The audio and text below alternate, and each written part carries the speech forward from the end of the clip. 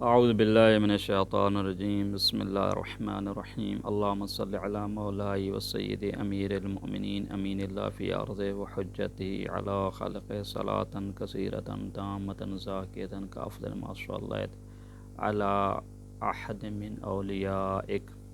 حضرت امیر المؤمنین سلام اللہ علیہ کے بارے میں اعتقاد رکھنا خلیفہ ہونے کا، اس کا آج کے دور میں کیا رول ہے؟ یعنی یہ جو کہا جاتا ہے کہ صدر اسلام کی یہ گفتگو ہے، وہاں پہ چند خلیفے گزرے ہیں، چھوڑیں آج کے اس میں بحث کرنے کی کیا ضرورت ہے۔ مثلا جناب علی، آپ چاہے جناب علی ابو بکر کو خلیفہ مانیں، عمر کو خلیفہ مانیں، کسی کو مانیں، کیا فرق کرتا ہے؟ وہ زمانہ گزر چکا ہے۔ جبکہ حقیقت مطلب یہ ہے کہ اگر اعتقاد رکھیں گے علی بن ابی طالب کے خلیفہ ہونے کا تو ایک الگ طرز سوچ ہے، الگ طرز زندگی ہوگی، جس کے آج بھی آثار ہیں۔ اور اگر جو ہے دوسروں کے بارے میں اس قسم کا رکھیں گے تو اس کے خاص ایک اپنا تفکر ہوگا، الگ سوچ ہوگی۔ دیکھیں، حالانکہ آپ نے نماز پڑھنی، کیسے نماز پڑھنی ہے بھائی؟ وضو کیسے کرنا ہے؟ نظام زندگی کیسے چلانا ہے؟ خدا کے بارے میں اعتقاد کیسے رکھنا ہے؟ انبیاء کے بارے میں کیسے اعتقاد رکھنا ہے؟ یہ سارے اعتقادات کا جو مرحلہ ہے، عمل کا مرحلہ ہے، یہ سارا ڈیپینڈ کرتا ہے اس طرز سوچ پر۔ خلافت علی السلام اللہ علیہ کو اعتقاد اور اس ماننے سے کیا اثر ہوگا؟ در اہل بیت سے جو آپ لیں گے اس کا کیا اثر ہوگا؟ دوسرے دروازوں سے اگر آپ لیں گے تو کیا ہوگا؟ اثر پڑتا ہے۔ دیکھیں، جبکہ مولا علی بن ابی طالب ہی آئیڈیل تھے، یعنی پیغمبر صلی اللہ علیہ وسلم کے بعد تمام اختلافات کے حل کرنے کا جو مرکز ہے وہ کون ہے؟ ذات علی بن ابی طالب سلام اللہ علیہ۔ پیغمبر صلی اللہ علیہ وسلم نے کیا فرمایا تھا؟ انت تبین لامتی ما اختلفوا فیہ من بعدی، یا علی آپ میرے بعد جو اختلاف ہوگا اس کو وضاحت، اس کو بیان کرنے والے آپ ہیں۔ یعنی اس اختلاف کا حل کرنے کا مرکز کون ہے؟ علی بن ابی طالب سلام اللہ علیہ کی ذات ہے۔ یہ حدیث جو ہے المسرع علی الصحیحین میں ہے، حدیث نمبر 4620، تحقیق جو ہے عبد القادر کی ہے، دارالکتب العلمیہ، تیسری جلد، صفحہ نمبر 132۔ مشہور حدیث، پیغمبر صلی اللہ علیہ وآلہ وسلم نے کیا فرمایا تھا؟ انا مدینۃ علم وعلی بابها فمن اراد العلم فلیاتہ من بابہ۔ کون ہے باب العلم؟ علی بن ابی طالب ہیں۔ اس مدینہ کے جو باب ہیں، دروازہ کون ہیں؟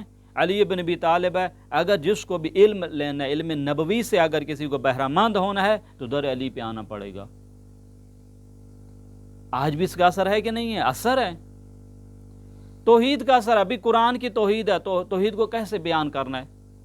جب قرآن کے بارے میں تعبیریں آپ کو ملتی ہیں کہ وہ ذات کون ہے، وَهُوَ الَّذِي فِي السَّمَاءِ إِلَٰهٌ وَفِي الْأَرْضِ إِلَٰهٌ وَلَمْ، یہ اسی طریقے سے یہ سورہ زخرف آیت نمبر 84 تھی، سورہ قل هو اللہ جو ہم پڑھتے ہیں، وَلَمْ يَكُن لَهُ كُفُوًا أَحَدٌ، یا دوسری آیت ہے سورہ شورى کی آیت نمبر 11، لَيْسَ كَمِثْلِهِ شَيْءٌ۔ یہ کیا تفکر ہے؟ یہ تفکر ہے۔ خدا، دوسرا تفکر کیا ملے گا آپ کو؟ خدا آتا ہے، شب جمعہ آتا ہے، جیسے ممبر کے زینے ہوتے ہیں، ایک زینے سے اترتا ہے، دوسرے تیسرے جسری سے آدمی اترتا ہے، اللہ تعالیٰ بھی ایسے نیچے آتا ہے۔ ایسے خدا؟ اب یہاں دقت کیجیے گا، اب ایک حدیث پڑھنا چاہتے ہیں، انبیاء کے بارے میں کیسے اعتقاد ہے؟ اس خلافت کے آثار ہے۔ در اہل بیت کو چھوڑ کے کسی اور در سے لوگے تو یہ اثر پڑے گا۔ دقت کیجیے، یہی صحیح کیا نام ہے، امام بخاری کی کتاب جو معروف صحیح بخاری میں یہ حدیث موجود ہے، اس میں دیکھیں مشہور حدیث ہے، ابو ہریرہ نقل کرتے ہیں، ارسل ملک الموت الی موسیٰ علیہ السلام، ملک الموت کو بھیجا گیا جناب اسرائیل کو، جائیں ہمارے عظیم نبی ہیں جناب موسیٰ علیہ السلام، ان کی قبض ضرور کریں۔ جب یہ حضرت موسیٰ علیہ السلام کے پاس پہنچے، فلما جاءہ سکہ، جب حضرت موسیٰ علیہ السلام کے پاس پہنچے تو موسیٰ نے ایسا گھونسا مارا جناب اسرائیل کو، تو حضرت اسرائیل واپس ہے، فرجع الی ربی، خدا کے پاس واپس ہے، فقال ارسلتنی الی عبد لا یرید الموت، ہمیں اس شخص کے پاس بھیجا جو اصلا مرنے کے لیے تیار ہی نہیں ہے۔ تو خدا بند کریم کے اس کی آنکھ تو پھوڑ ڈالی حضرت موسیٰ علیہ السلام نے۔ خداوند کریم نے پھر کیا کیا؟ فرد اللہ علیہ عینہ، جناب اسرائیل کی آنکھ جو پھوڑ چکے تھے جناب علی موسیٰ علیہ السلام، پھر خدا نے اس کو دوبارہ بینائی اور دوبارہ آنکھ سے جو ہے نوازا۔ یہ تفکر کہاں پہ ملتا ہے بھائی؟ در البیت سے جب چھوڑیں گے، کہتے ہیں خلافت کی بات کا کوئی ارتباط نہیں ہے، چھوڑ اس زمانے آج کے زمانے میں یہ تفکر ہے۔ ایسے انبیاء ہوتے ہیں خدا کی تقدیر کے سامنے ایسے کرتے ہیں، خدا کے عظیم فرشتے کے ساتھ ایسا سلوک کرتے ہیں۔ اس طریقے سے مارا جناب علی کہ اس کی آنکھ بھی ماشاءاللہ کیا ہوگی، وہ آنکھ کو پھوڑ ڈالا۔ اور یہ کیا تفکر ہے؟ کیسا تفکر ہے؟ یہ انبیاء کے بارے میں ایسا تفکر ہے؟ جبکہ دوسری طرح اب دیکھیں حضرت ابراہیم علیہ السلام کے بارے میں جو حدیث معروف ہے نا کہ اگر کوئی اپنی مال کی حفاظت کے لیے مارا جاتا ہے تو یہ شہید ہے، درست ہے، یہ مسند احمد ابن حنبل میں یہ حدیث ہے۔ اور اسی طریقے سے حدیث کا ایڈریس جو دوستان لکھنا چاہیں، دار النشر مؤسسہ قرطبہ، حدیث نمبر 590 ہے، جلد نمبر 1 صفحہ نمبر 78، یہ مسند احمد ابن حنبل میں کیا فرمایا پیغمبر صلی اللہ علیہ وآلہ وسلم؟ من قتل دون مالی فہو شہید، مال کی خاطر۔ من قتل دون اہلہ ظلمان فہو شہید، اگر کوئی اپنی اہلیہ، اپنی ہمسر، شریک حیات کا دفاع کرتے ہوئے مارا جاتا ہے، اپنے ناموس کی حفاظت کرتے ہوئے، تو حضرت نے کیا فرمایا؟ یہ شہید ہے۔ یہ حدیث ہے، جامع الحدیث ہے، یعنی مرحوم سیوطی کی جو کتاب ہے، جلد نمبر 7 صفحہ نمبر 326۔ اب یہاں پہ دقت کیجیے گا، یعنی اگر اپنی ناموس کی حفاظت کے لیے بھی مارے جاتے ہیں، اپنی شریک حیات کے پہ ظلم ہوتے ہوئے اس کا دفاع کرتے ہوئے مارے جاتے ہیں تو شہید ہیں۔ حضرت ابراہیم علیہ السلام کے ساتھ بھائیوں نے کیا لکھ ڈالا؟ حضرت ابراہیم علیہ السلام کی بیوی تھی، وہ بہت ہی خوبصورت تھی، تو وہاں سے گزر رہے تھے، ایک وہاں سے جو ظالم حکمران جو ہے اس کا یہ تھا کہ جو بھی خوبصورت عورتیں تھیں وہ اپنے پاس اسے رکھ لیتے تھے، جو بھی ناجائز جو ہے جنسی تعلقات وہ رکھ کیا کرتا تھا۔ ابراہیم علیہ السلام نے کیا کیا؟ ابراہیم علیہ السلام نے کیا کیا؟ ابراہیم علیہ السلام نے وہاں پہ کہا کہ یہ میری بیوی نہیں ہے، یہ میری سسٹر ہے، ہمشیر ہے۔ ظالم کے سامنے اگر کوئی ناموس کی دفاع کرتے ہوئے مارا جاتا ہے تو شہید نہیں ہوتا، تو دفاع کرتے۔ یہ کیا مطلب ہے کہ آپ جناب جھوٹ بول رہے ہیں؟ کہا کہ حضرت ابراہیم علیہ السلام نے جھوٹ بولا، کس لیے؟ اپنے آپ کو بچانے کے لیے، اپنے آپ کو بچانے کے لیے، اور معاذ اللہ اپنی بیوی کو ان کے کیا نام ہے حاکم کے سپرد کر دیا، ٹھیک ہے جو آپ کا دل ہے جو کچھ۔ کیا تفکر ہے ابراہیم علیہ السلام کے بارے میں؟ اس سے بالا تار اپنے رسول اکرم صلی اللہ علیہ وآلہ وسلم کے بارے میں کیسا تفکر ملے گا آپ کو؟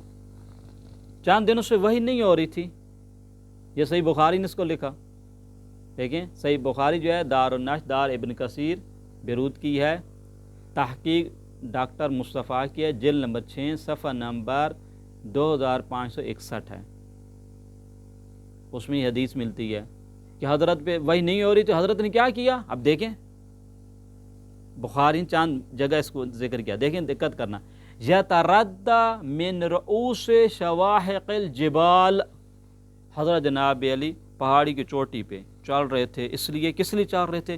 اب وہی تو آ نہیں رہی ہے، اب تنگ آ چکے ہیں، اب حضرت خودکشی کرنا چاہتے ہیں، چھلانگ لگانا چاہتے ہیں پہاڑی سے۔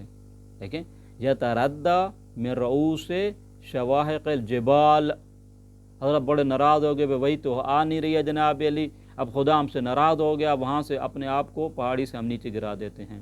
جبرائیل آیا، پیغمبر کے دامن کو پکڑا، فرمایا یا محمد انک رسول اللہ حقا، آپ اللہ کے رسول ہیں، حقیقت میں رسول ہیں، آپ کو کیوں شک ہو رہا ہے؟ یعنی آپ کیا کر رہے ہیں؟ کہتے ہیں جب یہ جبرائیل ایسا کرتے تھے فَيَسْكُنُ لِذَالِكَ جَاشُهُ وَتَقِرُّ نَفْسُهُ، حضرت کو بڑا سکون مل جائے، ہاں تسلی ہو جائے، اب میرے کنفارم ہو گیا کہ میرے رسول ہونے میں اب شک ہو نہیں ہے، میں رسول ہی ہوں۔ یہ ہے تفکر عزیزو پیغمبر کے بارے میں۔ اللہ اکبر، اگر آپ در علی ابن ابی طالب پہ جائیں گے تو کیا ملے گا؟ ابھی مخالف میں آ جائیں، ابھی دوسری حدیث پڑھیں، صحیح بخاری نے لکھا، اسی جو ہم نے ایڈریس دیا جناب علی ڈاکٹر مصطفیٰ کی جو تحقیق ہے دار ابن کثیر کی، جلد نمبر 1 صفحہ نمبر 90 حدیث نمبر 222، آتا النبی صلی اللہ علیہ وآلہ وسلم صبات قوم فبال قائما، حضرت آئے ایک قوم کا جہاں پہ وہ کوڑا ڈالتے تھے لوگوں، ایک جگہ ہوتی تھی جیسے ہمارے یہاں بھی ہوتا ہے، مخصوص جگہ بنی ہوئی تھی تو ہر قبیلے کا مثلا اپنے آپ کوڑا ڈالنے کی جگہ، حضرت وہاں پہ جا پہنچے تو کھڑے ہو کے پیشاب کرنے لگے، فبالا قائما۔ یہ ہے وہ پیغمبر جو خود فرماتے تھے بعثت لأتمم مکارم الاخلاق، یہ وہی پیغمبر ہے جس کے بن خداوند کریم گواہی دے رہا ہے وَإِنَّكَ لَعَلَىٰ خُلُقٍ عَظِيمٍ۔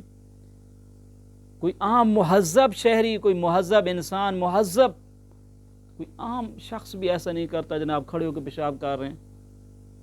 وہ ہماری لَقَدْ كَانَ لَكُمْ فِي رَسُولِ الْأُسْوَةٌ حَسَنَةٌ، ہمارے لیے نمونہ بنے ہیں، یہی تو متاسفانہ تاریخ میں ملتا ہے، اور ہمارے لیے نمونہ ہے کہ نہیں ہے کھڑے ہو کے پیشاب کرنا؟ یہ نمونہ باندھے کہ پیغمبر صلی اللہ علیہ وآلہ وسلم، ہاں کہتے ہیں تاریخ میں کچھ ایسا ملا بھی ہے، دقت کیجیے گا، المجموع شرح المہذب ہے نووی کی، جلد نمبر 2 صفحہ نمبر 103، اس میں ایک مطلب اس نے بیان کیا، وسار خود پیغمبر صلی اللہ علیہ وآلہ وسلم کھڑے ہو کے پیشاب کیے نا، کہتے ہیں وسار ھذا عادۃ لأہل ہرات افغانستان، ہرات کے رہنے والوں کو یہ ایک مزاج بن گیا، عادت بن گئی ہے، یبولون قیاما فی کل سنۃ مرۃ احیاء لتلک السنہ، اللہ اکبر، کہتے ہیں پیغمبر کی سنت کو زندہ کرنے کے لیے سال میں ایک مرتبہ ضرور کھڑے ہو کے پیشاب کرتے ہیں۔ پیغمبر کی زندگی کیا تھی؟ نمونہ تھی نا بھائی۔ خداوند کریم نے کیا فرمایا سورہ احزاب میں آیت نمبر 21 میں، لَقَدْ كَانَ لَكُمْ فِي رسول اللہ اسوۃ حسنہ۔ ہو جب نمونہ ہے تو آپ کیا کریں گے؟ بھائی پیغمبر نے کیا تھا، ہمیں بھی کرنا چاہیے۔ نووی نے لکھا کہ وَسَارَ هَذَا عَادَةً لِأَهْلِ هَرَاتٍ يَبُولُونَ قِيَامًا فِي كُلِّ سَنَةٍ مَرَّةً إِحْيَاءً لِتِلْكَ السُّنَّةِ، تاکہ پیغمبر کی سنت فراموش نہ ہو جائے، لوگوں کو ذہن سے نہ نکل جائے، تو ہر سال ان کا یہ مزاج تھا کہ کم از کم سال میں ایک مرتبہ ضرور جو ہے نا کھڑے ہو کے پیشاب کرتے تھے۔ یہ پیغمبر ہیں جس کو جہانیوں کے لیے، عالمیوں کے لیے، عالمیان کے لیے، جن کو ایک انٹرنیشنل دنیا اور انٹرنیشنل لوگوں کے لیے، پورے جہان کے لیے جسے بھیجا گیا، جو خاتم النبیین ہے، اس کے بعد کسی پیغمبر نے بھی نہیں ہے، وہ ایسے تعلیم دے رہا ہے کہ یبولو قائمان۔ کہاں پہنچے ہیں؟ کہتے ہیں خلافت علی کی بحث نہ کرو، چھوڑ، وہ گزر گیا، جس کو خلیفہ مانو، یہیں پہ فرق ہے۔ ادب کہاں پہ چلا جاتا ہے، تہذیب کہاں پہ چلی جاتی ہے، کلچر کہاں پہ چلا جاتا ہے، خلق عظیم کہاں پہ چلا جاتا ہے، ہم کس جگہ پہنچ چکے ہیں؟ پاس نتیجہ یہ ہوا، نتیجے پہ گفتگو پہ دقت کرنا ہے۔ اگر ہم نے تفکر، یہ جو ہم کہتے ہیں خلافت علی کا تفکر ہے، مکتب علوی کا تفکر ہمارے اندر پایا جاتا ہے، تو ہم ان چیزوں سے منزہ مبرہ اپنے پیغمبر صلی اللہ علیہ وآلہ وسلم کو جانتے ہیں۔ ہمارا پیغمبر بالا تارا اعلیٰ عرفہ اخلاق کا مالک تھا، عام شخص بھی ایسا کام نہیں کرتا، چیر ساتھ کہ ہمارا رسول صلی اللہ علیہ وآلہ وسلم کرے، جن کے بارے میں خداوند کریم نے فرمایا انک لعلی خلق عظیم۔ در اہل بیت سے دور ہو جاؤ گے، دوسرے در سے اگر لوگے تفکر، تو آپ کی کتابوں میں یہ ریکارڈ ہو جائے گا کہ حضرت جناب کھڑے ہو کے پیشاب بھی کرتے تھے، حضرت کبھی جناب علی وحی کے دیر ہونے سے خودکشی کرنے کے لیے بھی تیار ہو چکے تھے۔